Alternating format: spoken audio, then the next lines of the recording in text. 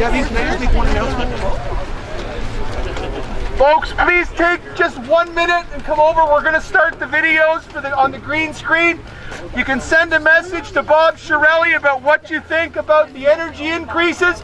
We want to keep it focused on energy, and basically 30 to 60 seconds, we're going to edit them. We're going to put them on YouTube so that today lives, and that you coming out on a cold Saturday afternoon will mean something to the rest of the supporters that we've got all across Ontario. Debbie and Shirley got votes of confidence, and we're going to put it up. Please take a minute and come over and send your Christmas message to Bob Chairelli. Now ShirleyDolan. I'm getting there. Look what I brought up. Who's first? Come on. Yeah.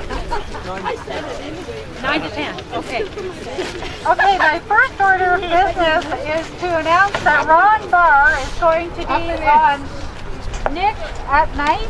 Yes. Tomorrow night from 9 to 10. That's correct. That's correct? Yeah. Okay. Be on for now. Can you hear me now? Yeah. Okay, I'll try and yell and move this the way it's supposed to be moved. There have been a lot of good speakers today, a lot of hard acts to follow. I want to thank the organizers for allowing me to come out and rant about the Green Energy Act, the worst piece of legislation to be perpetrated on the citizens of Ontario. And I want to thank all of you for coming out and standing here so long in the cold. And believe me, it's going to be cold. Cold inside, cold outside. 20 years ago, who would have thought that if someone told you that the government was going to ask you when and where, or tell you when and where to do your laundry, to cook your food, would you have believed them? I wouldn't have believed them, but that's what's happening today. Exactly. With the time of use and smart meters, we're being told how to live our lives.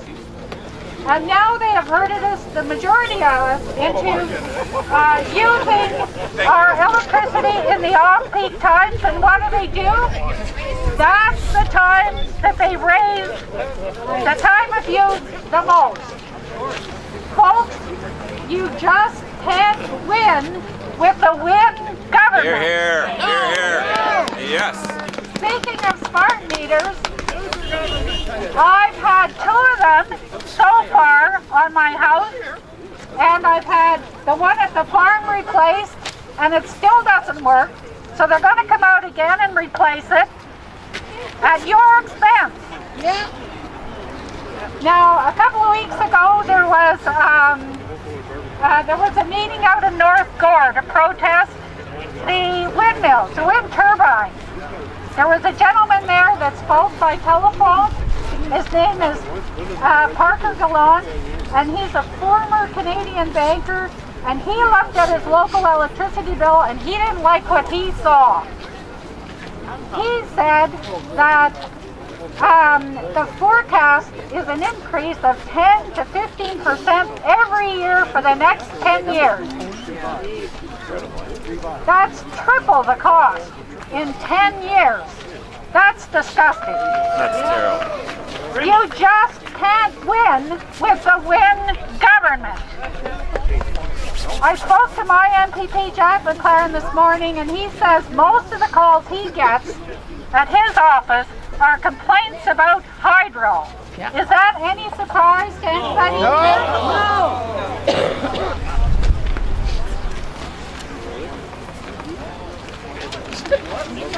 No litter. No litter, okay. Now, before this province came to power, we were a half province. For the first time in our history, we are now a half-not province. Thanks, Bob. Under the Liberal government, we have lost in the neighborhood of 250,000 manufacturing jobs. And this government does not even expect to get those jobs back. The long-term energy plan predicts relatively flat growth in energy needs. Ontario families and businesses pay the highest hydro rates in Canada.